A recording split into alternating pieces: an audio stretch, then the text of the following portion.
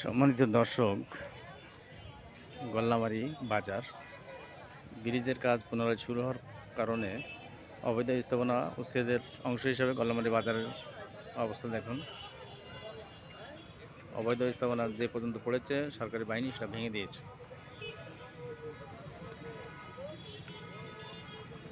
ব্রিজের কাজটা আবার শুরু হবে, জনগুরুত্বপূর্ণ কাজ।